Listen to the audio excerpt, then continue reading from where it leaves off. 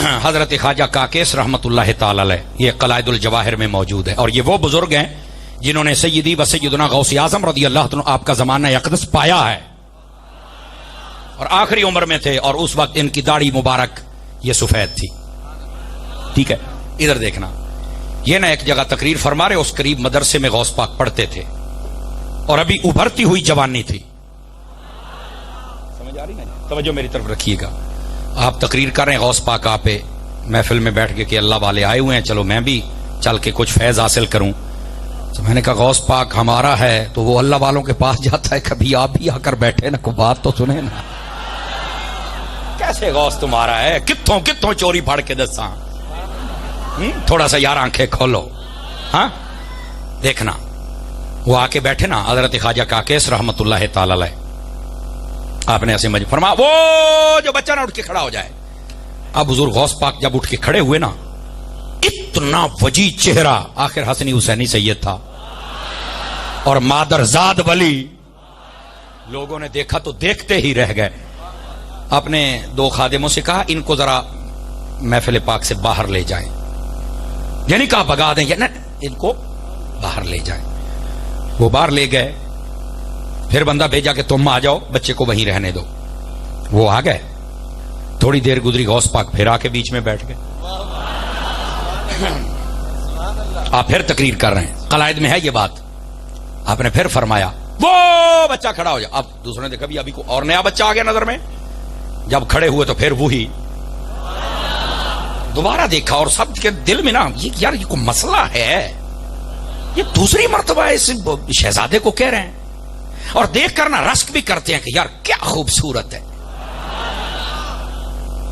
इनको जरा बाहर छोड़ के वो फिर बाहर तशरीफ ले गए।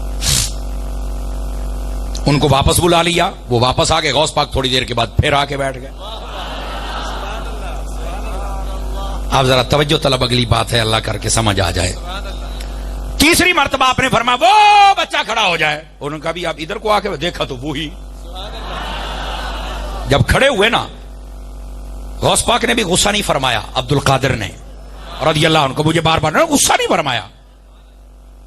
जब तीसरी मर्तबा खड़ा किया ना तो आप अपनी कुर्सी से खड़े हो गए। फरमाया जो अंदर कुर्सी है वो भी लेके आओ, दोनों लगवाई। एक पे अब्दुल कादिर को बिठाया और एक पे खुद बैठे।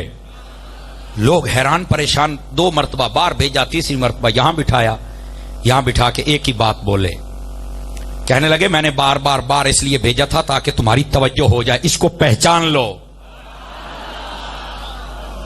इस शहजादे को पहचान लो। क्या मतलब? ऐसे कंधे पर हाथ रख के कहते हैं और आंखों से आंसू भी निकल आए, ये वो अल्लाह का वली है, एक वक्त आने वाला है, ये ऐलान करेंगे कि मेरा कदम हर वली की गर्दन पर है। कदमी हाज़ही आला रकबत कुल्ले वली जिल्ला। ये फिर आपने ऐलान किया भी था। आपने जब ये बात कही, कौन कहता है कि किसी को पता ही नहीं है गैब की खबर का? जब खादिमों का ये हाल है, ताजदारों का हाल क्या होगा?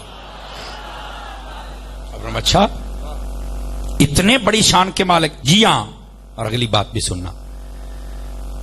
यह बात पहचान करवाने के बाद गौसे आजम की अभी चढ़ती जवानी है, और इधर देखना सामने उठ के खड़े हो गया, रोने लग पड़े हजरत ख्वाजा काकेस रहमतुल्लाह अलैह। और पता ये कौन बुजुर्ग है?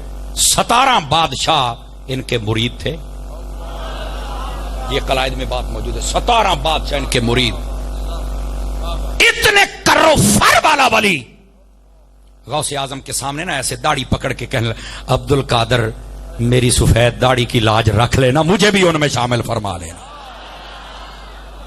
आज जो आपने आपको सैयद कहे वह बिल्कुल सर आंखों पर अकीदा बड़ों जैसा रख।